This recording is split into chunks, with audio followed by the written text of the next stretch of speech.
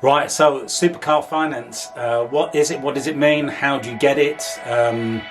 What are the costs? What is the supercar? So, I've just been for a run, that's why I look a bit disheveled, but anyway, let us get into the video and talk about how you finance supercars. So I've actually just quoted a customer for, we'd probably call it more a premium car than a supercar. I mean, what is a supercar? I guess we probably should be calling it premium car finance. It can mean Lamborghinis, Ferraris, Porsches, expensive cars. It could mean Range Rovers, around about 100,000. Or I've actually just quoted a customer, and this one is a bit cheaper than that. It's a used Range Rover. So the main difference with supercar, premium car finance is that you're always going to have a balloon figure, and the majority of people have a balloon figure because it makes their monthly payments a lot lower.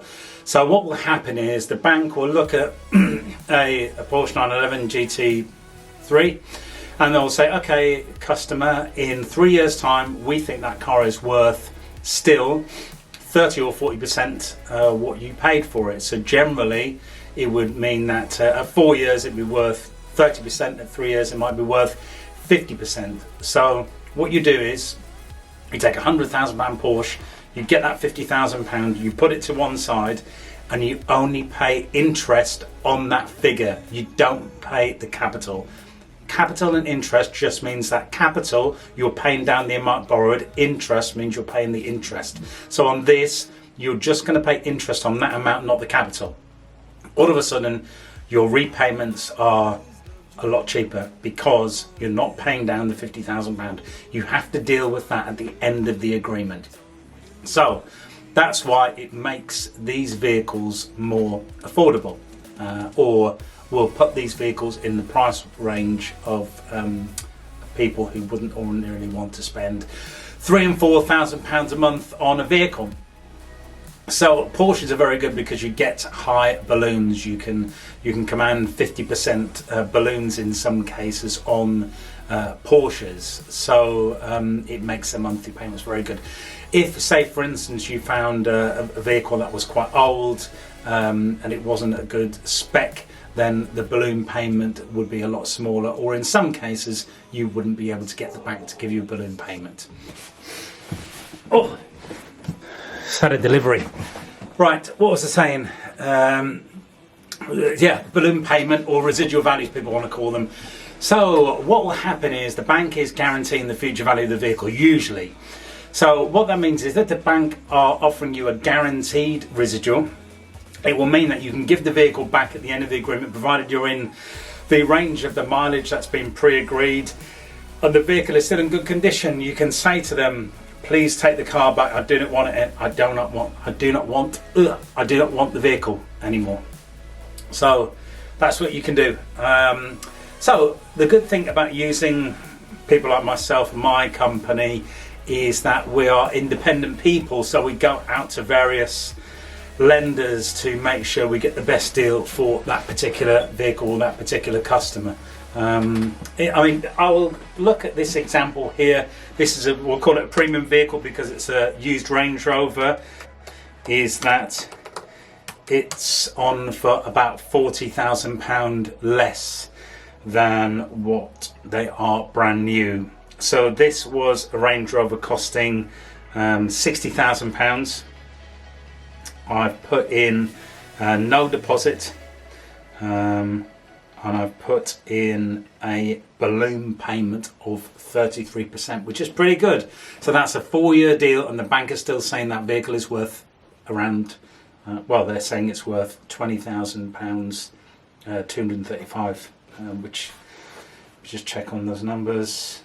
Yeah, so it's 30% of what the vehicle originally cost, which over 4 years gives you a monthly payment of £1,029. So there you go. For I think this was a 4-year-old Range Rover autobiography edition. So it's quite high spec. It's coming in at £1,000 with no deposit on that. So if you put in a 10% deposit, your payment of £889 a month. If you wanted to put in a deposit of 20%, £12,000. Gives you a payment of £748 a month. So yeah, that's not too terrible for a high spec Range Rover. The good thing as well is with this vehicle you still own it and you have something to show for it at the end if you want to. So you'll still have a Range Rover. At the end of the agreement you need to give the bank that money, the residual value that they've agreed, the balloon payment, or you need to refinance that yourself or with another car finance deal if you want to keep the vehicle. So the good thing is though, you'll have a vehicle that's worth something, whereas with a true lease, a contract hire type of vehicle, you will be handing that vehicle back with nothing to show for it.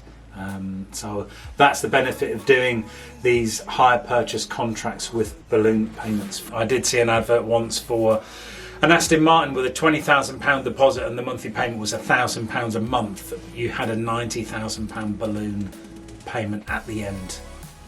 Just to recap, you're not paying the capital on that balloon, you're just paying the interest element. You could choose to not have the balloon and just pay the finance down. So maybe sometimes on a cheaper vehicle, say costing around £30,000 or £40,000, you could just not have a balloon payment and finance it over 5 years and then own the vehicle outright. At the moment, second-hand vehicles are holding value very well. In some instances, people are buying a Porsche or a Bentley Continental and able to sell that vehicle for the same or more than what they actually paid for it 18 months or 2 years earlier, because there's strong demand for used vehicles at the minute, because there's less new stock coming onto the roads due to the coronavirus reduction in production. Same with commercial vehicles. So there you have it. A quick recap from a finance person on luxury or premium car finance, how it works. Okay, so if you have any questions, please put them in the comments. I'm happy to answer them. If you would want to see any more crazy quotes on vehicles, let me know and I will put those figures in the comments for you. As you've seen, you can buy a £60,000 Range Rover with a small deposit and have that vehicle for around £700 a month. So not bad. I will catch you in the next video.